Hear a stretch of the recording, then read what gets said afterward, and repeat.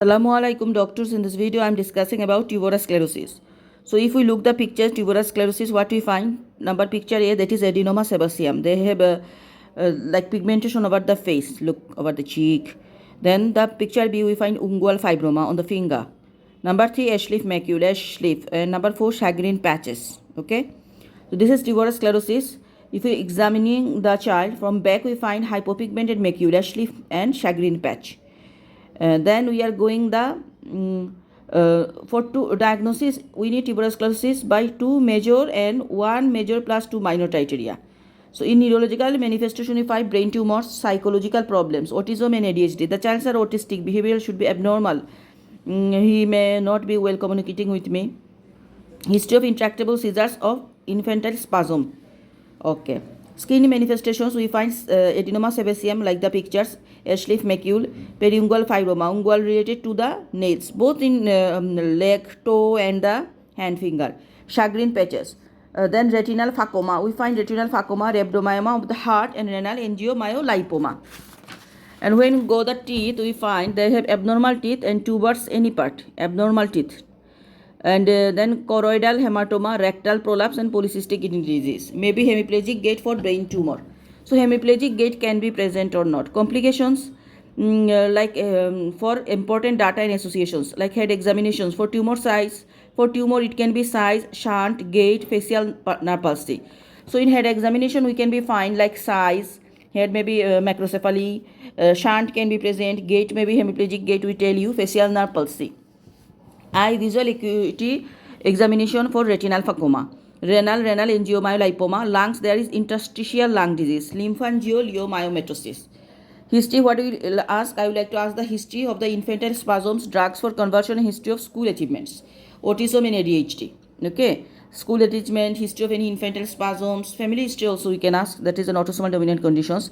I would like to complete my examination by doing the blood pressure for polycystic kidney disease and renal angiomyolipoma. Rectal examination for rectal polyps, fundus examination papilloedema, retinal phacoma and choroidal hematoma.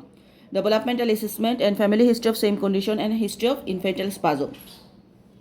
The investigation we run for tuberous sclerosis are genetic testing and screening of other family members.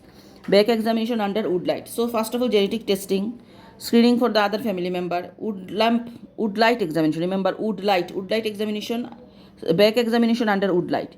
Imaging study we are doing MRI of the brain, echo, CT abdomen and Doppler. Electrophysiological studies we are doing ECG for old Parkinson-White syndrome arrhythmia and EEG for hips arrhythmia. Okay, so EEG hips arrhythmia and ECG for old Parkinson-White syndrome and arrhythmia. Pulmonary function test. If female, lymphangioliomyomatosis which can cause restrictive lung disease. Also want to do a development and educational assessment.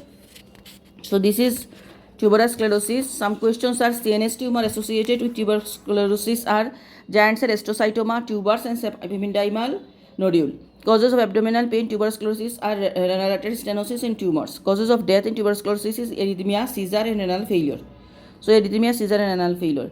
What is the advice I can give? First of all, annual screening for brain tumors, blood pressures.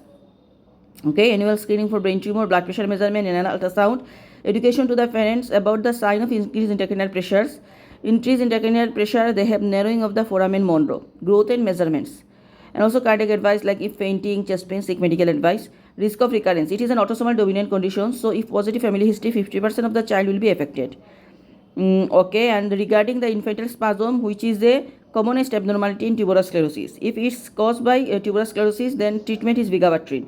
If it's caused by anything else other than treated with the steroid and ACTH. So, if tuberous sclerosis is associated with ACTH, then we are giving vigabatrin. If any other cause, there is no infantile spasm, we treat with steroid and ACTH. And I will involve the multidisciplinary team. What is the multidisciplinary team for the tuberous sclerosis? My pediatrician, pediatric surgeon, orthopedic surgeon, ENT surgeon, plastic surgeon, child psychologist and educational psychologist, geneticist, audiologist, ophthalmologist, endocrinologist, speech and language therapist and radiologist. So, pediatrician, pediatric surgeon, neurosurgeon, neurologist, ophthalmologist, ENT, audiologist, speech and language therapist, occupational therapist, physiotherapist, plastic surgeon, psychological support to the child, geneticist and educational health care plan. These are also we can do that. So this is all about tuberous sclerosis. Thank you.